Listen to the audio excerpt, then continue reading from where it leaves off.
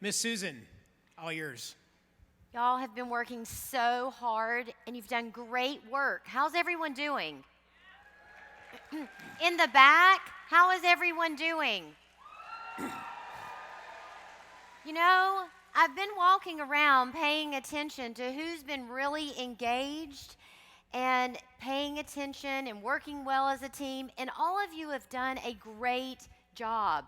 But there's one team in particular that I just have to recognize. And you know what? We had some extra cookies. So they're going to get all of the extra cookies. So I saw them. Wait a minute. No, Miss Clark, Susan, sit down. that's No. not fair. Hang on a minute. Just a second. I'm recognizing. We worked hard. I know, just a minute. We all I'm stayed in our recognizing seats. Dr. Naylor. Dr. Naylor, stand up. She is all the way from North Carolina, she and her team. And not only am I recognizing her for working so hard together, she has a great shirt for her team, and it said #Nailered it. Nice. Okay, Clark, what is the problem? What's wrong? What's wrong? That's just not fair. What do you mean it's not fair? Our team worked hard. We have matching sweatshirts. You know, Clark, life's not fair. Oh. All right, let's put this one up on the screen. It's not fair. Let's be 5-year-olds for a minute. We're going to say this in unison. 1, 2, 3. It's not fair. I think we can do better than that. Let's do it one more time. 1, 2, 3. Yeah. How many of you have heard that from a young person in your life in the last week? All right. So,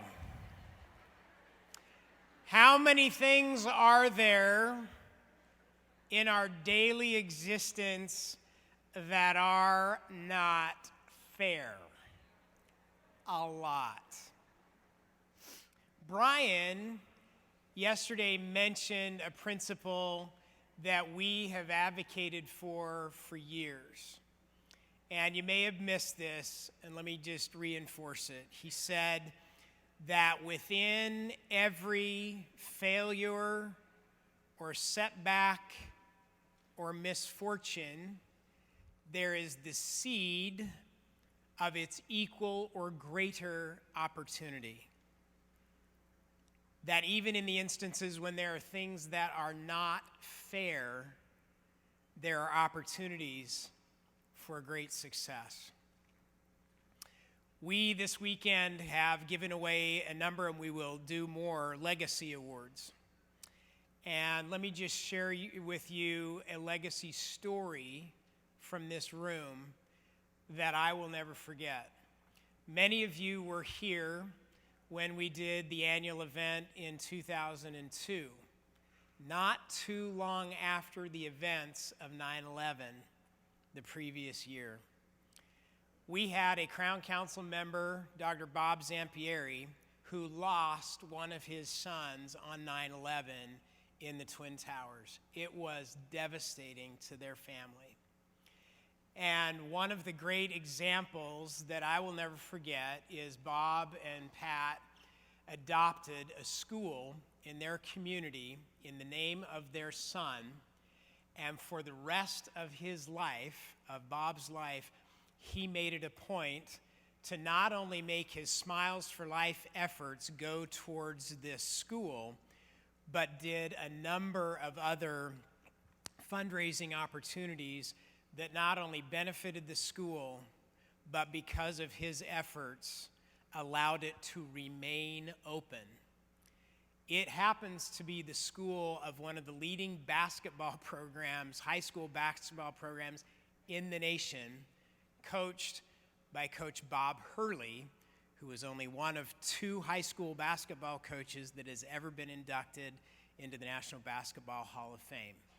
Bob and Pat turned misfortune something that was not fair into one of the most heartfelt success stories that we have had in the Crown Council in 25 years. There are some things that are not fair. I have decided that life is a lot like poker. You can't always choose the hand you're dealt. You can choose how you play the hand, especially in things that aren't fair. So we're going to do a quick exercise as a team, and I'm going to ask you to make a list. In fact, you can write my list down here if you want to throw this up on the screen, of things that happen on a daily basis to you as a team that are not fair. For example, things like holes in the schedule. You may have worked and put in the effort, and there's still holes in the schedule at the beginning of the day. Cancellations are not fair after everything you did, and then they cancel at the last minute. How about no-shows? After all you've done, and then they just don't show up. It's not fair. Bad weather. You prepared, you were ready to go. Bad weather messes up the schedule.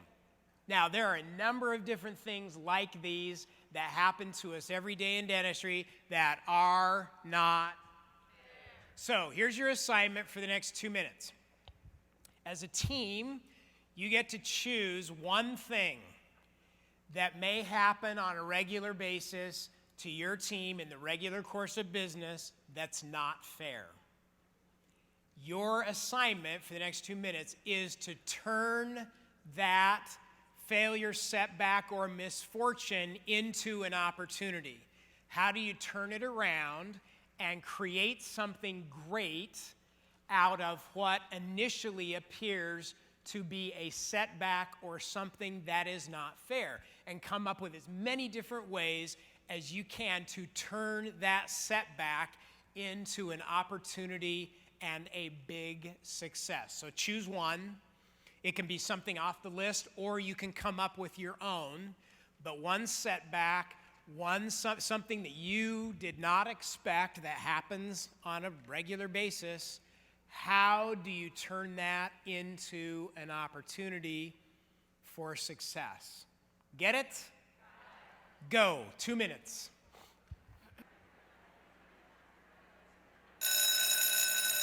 Y'all are so awesome. All right. How many 5-year-olds in the room think they nailed it on this exercise? You got it down. All right. Miss Susan. I'm right here. Very good. All right. We'll start with the McIntyre's table right here. All right. From Bridgewater, Virginia. All right. So let's have whoever's going to stand up, if you'll face the camera so everybody can see your bright, smiling face. All right, Becky. All right, the it's not fair that we picked is no-shows. And so we talked first about that probably the main reason somebody no-shows is we didn't do our financial arrangements properly in the first place when we made the appointment, so we're going to back up and work more on that. But when we do have a no-show, our office has what's known as Blue Notes. It's an inter-office communication, and so as soon as someone no-shows, the note goes out to everyone so that they know a room is available for same-day treatment, to do an iTero scan, to do an impression, something else that needs to be done. There's a room available now. We also have a clinical manager, Shayna. She needs to know that so that she can see what assistant needs to move over to that room and take down and get ready for whatever next is going to come into it. We also talked about that if it's just downtime, that there's not something to move over, to use that time wisely. And some of the things that could be done would be a lot of follow-up tasks. So for the doctors, it might be finishing a treatment plan, a conference referral, whatever, with another physician in order to move treatment forward, looking over a lab case, those types of things. Also looking at the patients that are in the chair, if we now have time available, is there more treatment that needs to be done on the people that are already in the chair, and be able to keep working and do a few more things that day. Fantastic. That is an awesome list. Let's give him a hand. Perfect. Thank you for sharing. All right, we're going to San Antone. Everybody say San Antone. All right, Dr. Bill Stewart. Bill, you going to be the spokesperson here? All right, everybody say hello, Bill. coming to the radio voice. Okay. Hi, everybody. Will be next. So we've gone from a one doctor office to a two doctor office, and so we have gotten a lot of treatment done quicker than normal.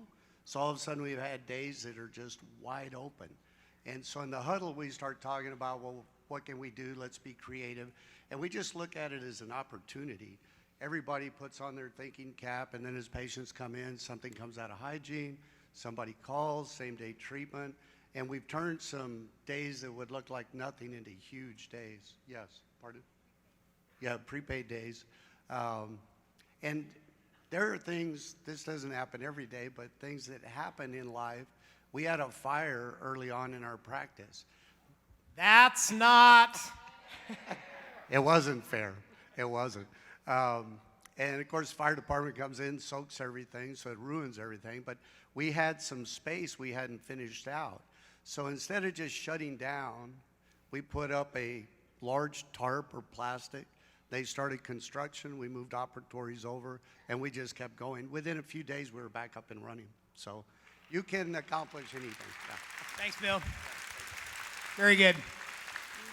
Susan, go for it. Yes, Sarah Winter's team all the way from California. You go ahead. You gonna do it? Yeah. So, a little. Okay. Hi. Okay.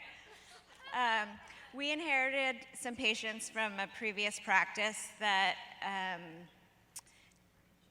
weren't treated the way that we would like to treat our patients, and didn't like to pay for the dentistry. That's not. The beautiful part and the opportunity there is that we've been able to gently help coach them to our ways in a way that makes them feel very well taken care of. And the benefit of that is that they're valuing the dentistry now and writing us great reviews after paying for it at time of service. And they're healthier. So. Good job. Thank you, Sarah. Awesome. Thank you. Very good. All right, give yourselves a big round of applause on that exercise. You guys have been great. Thank you.